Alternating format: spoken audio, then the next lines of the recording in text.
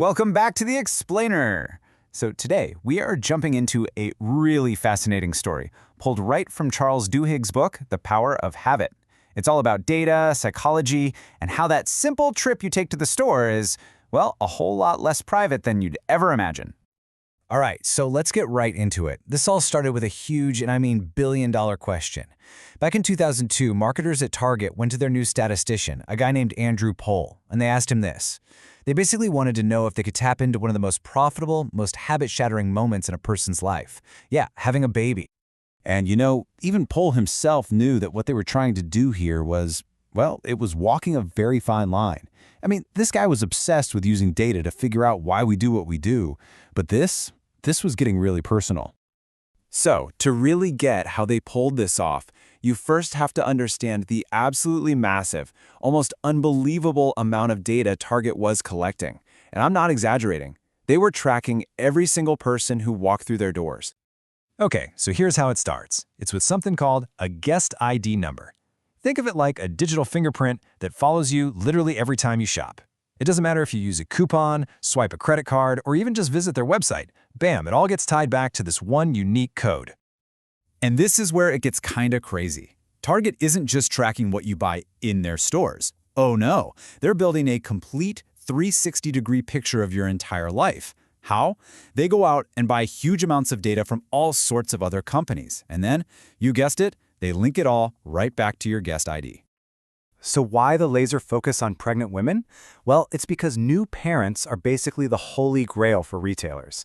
Think about it, when a huge life event like having a baby happens, all our old shopping habits they get thrown out the window. Everything's up for grabs, and Target knew if they could just get that exhausted new dad to buy diapers from them, they could probably get him buying orange juice and towels and, well, pretty much everything else for years and years. So Pohl's big idea was to build a predictive model. He was going to turn people's shopping lists into a kind of crystal ball. He noticed things, right? Like women in their second trimester suddenly started buying tons of unscented lotion or maybe certain vitamin supplements. So he put together a list of about 25 of these products, and by tracking them, he could give every female shopper a pregnancy prediction score, and it was scarily accurate. But here's the thing. The model worked a little too well. It actually backfired. You've probably heard this story. A guy in Minnesota storms into a Target, absolutely furious that they're sending his high school-aged daughter coupons for cribs and baby clothes. The manager, totally mortified, calls to apologize a few days later, but it's the dad who ends up embarrassed. He says, "It turns out there's been some activities in my house I haven't been completely aware of." Yeah, Target knew his daughter was pregnant before he did, so this created a huge new problem. How do you use this incredible knowledge without totally creeping people out and letting them know you're spying on them? Hold that thought. We're going to come back to it. Okay, now we're going to pivot to a completely different world, pop music. It seems totally unrelated, right? But stick with me, because the answer to Target's big problem is actually hidden in the mystery of a song that everyone was supposed to love, but at first they absolutely hated. So in 2003, Outkast releases Hey Ya. And listen, every single sign pointed to this song being a massive, undeniable hit. I mean, music execs heard it and just knew that's gold.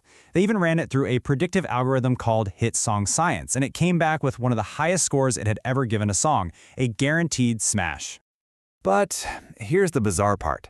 The song was a certified hit on paper, sure, but in the real world, it was a total bomb. Listeners hated it. Nearly a third of people would change the radio station within the first 30 seconds. One person even called a DJ to say it was, quote, the worst thing I had ever heard. So what on earth was going on? Well, the problem was pretty simple. Hey Ya sounded too new. It was too different. See, our brains are hardwired to crave familiarity, especially in music. We like things that fit patterns we already recognize. We like songs that sound, well, like other songs we already like. Radio programmers call these sticky songs. Think of, I don't know, a Celine Dion song or a track from Maroon 5. You might even say you don't like it, but when it comes on the radio, you probably don't change the channel. Why? Because it sounds exactly like a radio song is supposed to sound. And this deep, powerful preference for the familiar, it's not just about music. It's a fundamental part of our psychology. And it's a principle that was actually discovered decades earlier, right in the middle of a national crisis. Okay, picture this. It's World War II. The US government has a serious meat shortage on its hands, and they need to convince Americans to eat stuff like liver and kidney and heart, organ meats. And at first, no way. Nobody would touch the stuff.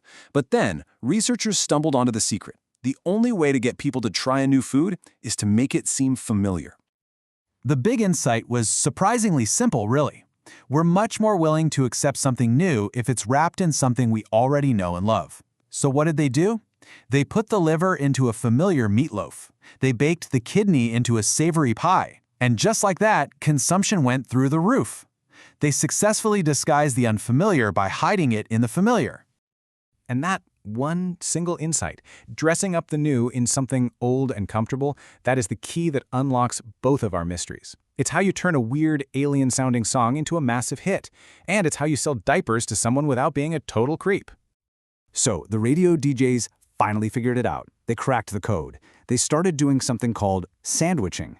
They take the totally unfamiliar, weird-sounding "Hey Ya" and play it right in between two massively popular, super sticky, familiar hits.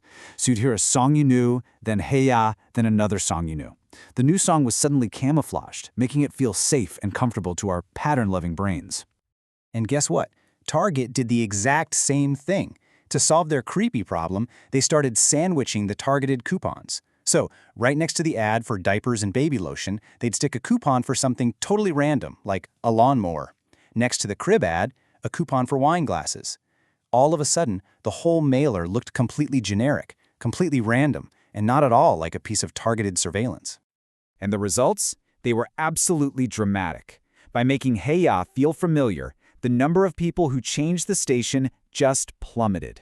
That new, unfamiliar sound slowly became an old, comfortable habit for our brains. And of course, the song went on to win a Grammy and became one of the biggest hits of the entire decade. So what's the big takeaway here? Why does any of this matter to you? Well, it's because this principle, wrapping something new in something familiar, is an incredibly powerful tool for changing all kinds of habits, not just our shopping or music habits. Here's the key.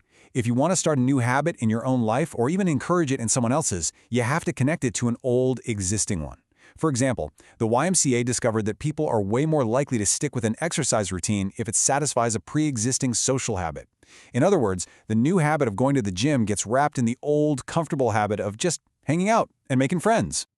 Which brings us back to Andrew Pohl, the guy who started this whole thing, and a final, pretty provocative thought. In a world where companies can analyze our pasts to predict our futures with this kind of stunning accuracy, are we really making our own choices? Or are our habits now being quietly curated and sold back to us before we even realize we have them?